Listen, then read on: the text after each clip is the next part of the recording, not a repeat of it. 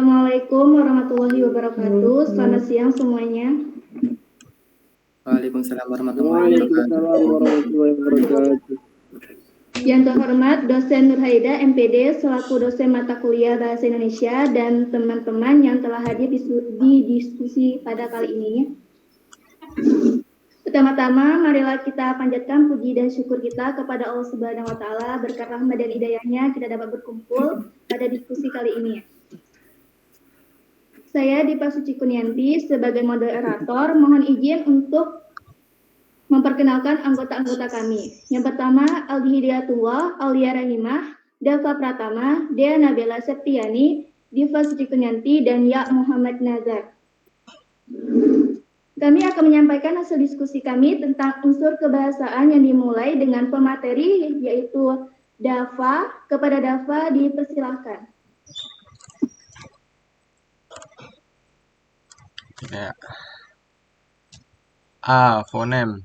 Fonem adalah satuan bunyi bahasa terkecil yang dapat membedakan arti. Ilmu yang mempelajari tentang fonem disebut fonemik. Fonemik merupakan bagian dari fonologi. Fonologi ini khusus mempelajari bunyi bahasa. Untuk mengetahui suatu fonem harus diperlukan pasangan minimal. Fonem dalam bahasa Indonesia terdiri atas vokal dan konsonan. Vokal adalah bunyi ujaran yang tidak mendapatkan rintangan saat dikeluarkan dari paru-paru. Konsonan adalah bunyi ujaran yang dihasilkan dari paru-paru dan mengalami rintangan saat keluarnya. B. Morfem.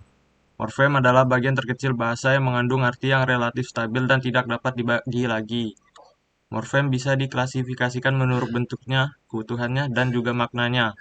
A. Morfem berdasarkan bentuknya. 1. Morfem bebas, yaitu morfem yang secara potensial dapat berdiri sendiri dalam suatu bangun kalimat.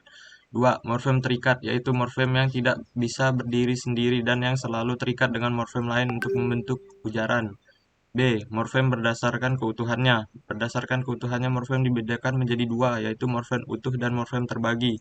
1. Morfem utuh adalah morfem yang susunannya utuh atau tidak terbagi. 2. Morfem terbagi adalah morfem yang perwujudannya dalam bentuk morfem diantari oleh unsur lain. C. Morfem berdasarkan maknanya. Berdasarkan maknanya, morfem dibedakan menjadi dua, yaitu 1. Morfem bermakna leksikal adalah morfem yang mempunyai makna leksikal. Makna leksikal adalah makna kata atau leksem sebagai lambang benda, peristiwa, objek, dan lain-lain. 2. Morfem tidak bermakna leksikal adalah morfem yang tidak mempunyai makna leksikal, tetapi mempunyai makna gramatikal. Makna gramatikal adalah makna yang muncul sebagai akibat hubungan antara unsur-unsur gramatikal dalam satuan gramatikal yang lebih besar.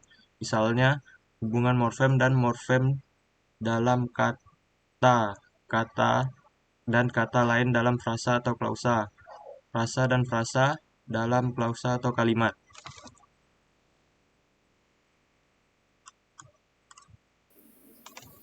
Dilanjutkan dengan Dea. C. Kata. Kata merupakan unsur utama dalam membentuk kalimat. Kata memiliki kedudukan atau jabatan seperti subjek, predikat, objek, dan keterangan. Kata dapat dikelompokkan menjadi 10 jenis. A. Nomina atau kata benda. Nomina adalah nama dari semua benda dan segala sesuatu yang dibendakan, dan menurut wujudnya dapat dibedakan menjadi dua. 1. Benda konkret, 2. Benda abstrak.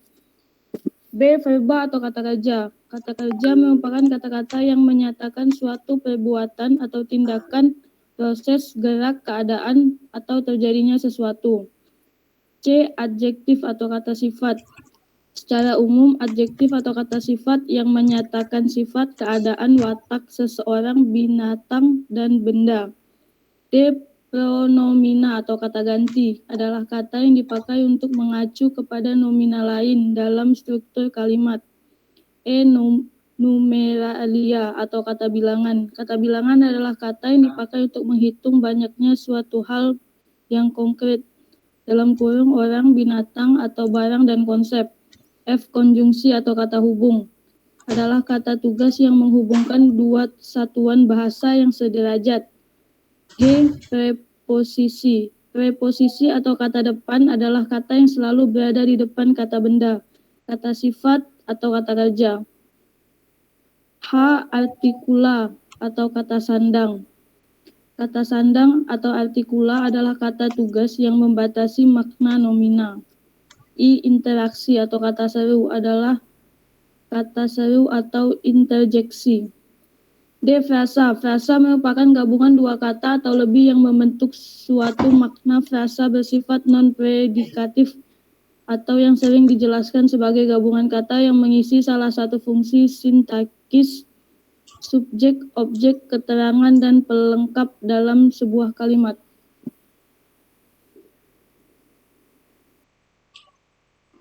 Dilanjutkan dengan Nazar. E. Klausa. Klausa adalah penggabungan kata yang terdiri atas subjek dan predikat.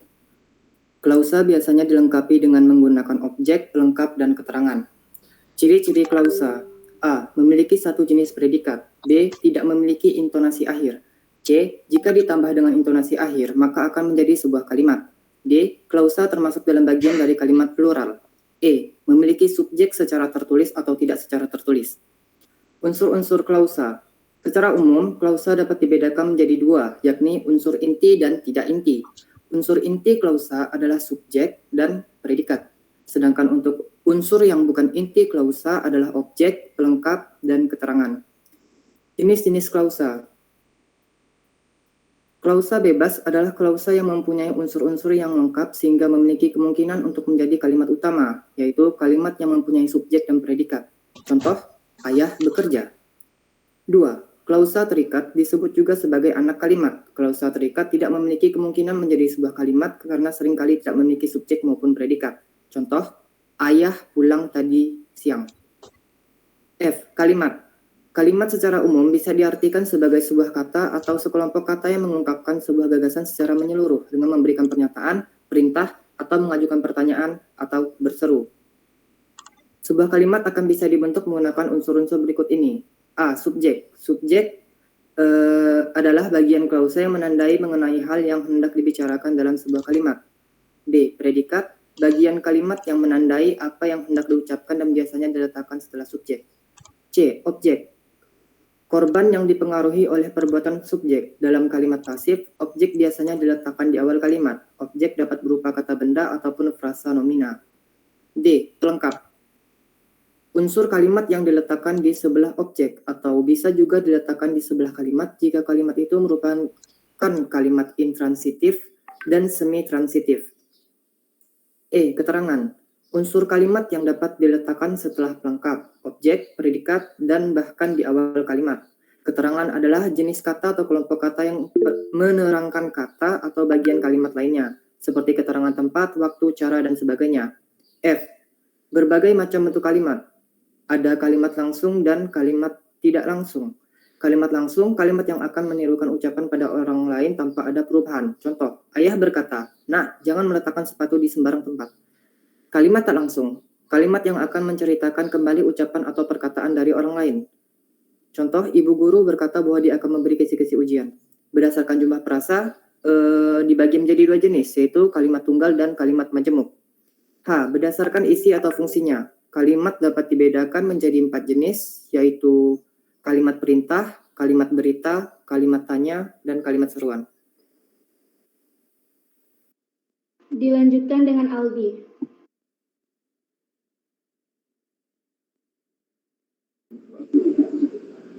Paragraf. Paragraf adalah suatu pokok pikiran yang terdiri dari atas beberapa kalimat. Sebuah paragraf terdiri atas satu pokok pikiran atau satu gagasan utama. Tujuan membentuk paragraf yaitu adalah membedakan penulisan dalam merinci ide pokok, membedakan pembaca dalam memahami pokok pikiran suatu karya tulis, dan memberikan perhentian yang formal sehingga pembaca dapat beristirahat. Fungsi paragraf yaitu mengekspresikan gagasan tertulis ke dalam kalimat yang tersusun secara logis, menandai pergantian gagasan baru setiap paragraf, memudahkan penulis dalam mengatur gagasan, dan memudahkan pembaca dalam memahami tulisan. Jenis-jenis paragraf ada 3. Sebenarnya ada banyak sih. Ada 3. Yang pertama, paragraf deduktif. Paragraf deduktif adalah paragraf yang memiliki kalimat topik atau kalimat utama di awal paragraf. Paragraf induktif. Paragraf induktif adalah paragraf yang memiliki kalimat topik atau kalimat utama di akhir kalimat. Sedangkan paragraf deduktif-induktif merupakan paragraf yang memiliki kalimat topik atau kalimat utama yang terletak di awal dan di akhir kalimat. Jenis-jenis paragraf menurut isinya dibedakan menjadi 5, yaitu paragraf persuasif, paragraf argumentatif, paragraf naratif, paragraf deskriptif, dan paragraf ekspositoris. Jenis paragraf menurut fungsinya. Paragraf pembuka bertujuan untuk mengawali atau membuka sebuah karya tulis. Paragraf penghubung dapat disebut dengan paragraf isi. Paragraf ini bertujuan agar mengembangkan topik atau pokok pembicaraan yang telah dirumuskan pada paragraf pembuka. Paragraf penutup berisi simpulan dari sebuah karya tulis. Paragraf ini dimaksudkan sebagai penutup atau bagian akhir dari karya tulis. Syarat-syarat penyusunan paragraf. 1. Kesatuan paragraf. 2. Kepaduan paragraf. 3. Pengembangan paragraf. Wacana. Wacana adalah satuan bahasa di atas tataran kalimat yang digunakan untuk berkomunikasi dalam konteks sosial. Satuan bahasa itu dapat berupa rangkaian kalimat atau ujaran. Wacana dapat membentuk lisan atau tulis dan dapat bersifat traksional atau interaksional. Jenis-jenis wacana. 1. Wacana ekspresif. Apabila wacana itu bersumber pada gagasan penutur atau penulis sebagai sarana ekspresi seperti wacana pidato. 2. Wacana fatis. Apabila wacana itu bersumber pada saluran untuk memperlancar komunikasi seperti wacana perkenalan pada pesta. 3. Wacana informasional. Apabila wacana itu bersumber pada pesan atau informasi seperti wacana berita dalam media massa. 4. Wacana estetik. Apabila wacana itu bersumber pada pesan dengan tekanan keindahan seperti wacana puisi dan lagu. 5. Wacana direktif. Apabila wacana itu diarahkan pada tindakan atau reaksi dari mitra tutur atau pembaca seperti wacana khotbah. Persyaratan terbentuknya wacana. Penggunaan bahasa dapat berupa rangkaian kalimat atau rangkaian ujaran. Wacana yang berupa rangkaian kalimat atau ujaran harus mempertimbangkan prinsip-prinsip tertentu. Prinsip keutuhan atau unity dan kepaduan atau koheren. Jenis-jenis wacana bahasa Indonesia. 1. Wacana lisan dan tulis. Berdasarkan saluran yang digunakan dalam berkomunikasi, wacana dibedakan atas wacana tulis dan wacana lisan. Wacana lisan berbeda dari wacana tulis. Wacana lisan cenderung kurang terstruktur atau gramatikal. Penataan subordinatif lebih sedikit. Jarang menggunakan piranti hubung atau alat kohesi. Frasa benda tidak panjang dan berstruktur topik komen.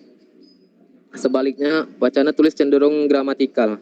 Penataan subordinatif lebih banyak menggunakan piranti hubung. Frasa benda panjang dan berstruktur subjektif predikat. Wacana monolog, dialog, dan polling. Berdasarkan jumlah peserta yang terlibat pembicaraan dalam komunikasi, ada 3 jenis wacana, yaitu wacana monolog, dialog, dan polling. Bila dalam suatu komunikasi hanya ada satu pembicaraan dan tidak ada balikan langsung dari peserta yang lain, maka wacana yang dihasilkan disebut monolog. Konteks wacana bahasa Indonesia. Hakikat konteks adalah benda atau hal yang berada dalam teks dan menjadi lingkungan atau situasi penggunaan bahasa. Konteks tersebut dapat berupa konteks linguistik dan dapat pula berupa konteks ekstralinguistik. Konteks linguistik yang juga berupa teks atau bagian teks dan menjadi lingkungan sebuah teks dalam wacana disebut konteks ekstralinguistik, berupa hal-hal yang berupa unsur bahasa seperti partisipan, topik, latar, atau setting. Macam-macam konteks. Konteks adalah suatu yang menyertai atau yang bersamaan dengan teks. Secara garis besar, konteks wacana dibedakan atas 2 kategori, yaitu konteks linguistik dan konteks ekstralinguistik. Konteks linguistik adalah konteks yang berupa unsur-unsur bahasa. Konteks linguistik itu mencakup penyebutan depan, sifat kata kerja bantu, dan proposisi positif. Di samping konteks ada juga konteks. Konteks adalah teks yang berhubungan dengan sebuah teks. Sudah. Demikian dari saya, Aldi Hidayatullah. Terima kasih. Sekian dari pembahasan presentasi kami. Apakah ada yang ingin bertanya? Yang ingin bertanya dipersilahkan.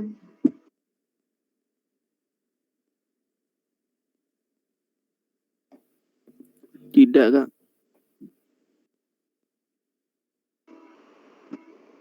Tidak ada, Kak. Mustafa, ada, Kak. yang ingin ditanyakan? Nggak apa-apa, jangan malu, tanya aja.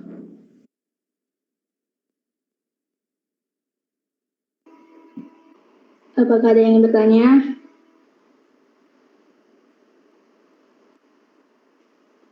Ya, untuk Mustafa. Silakan.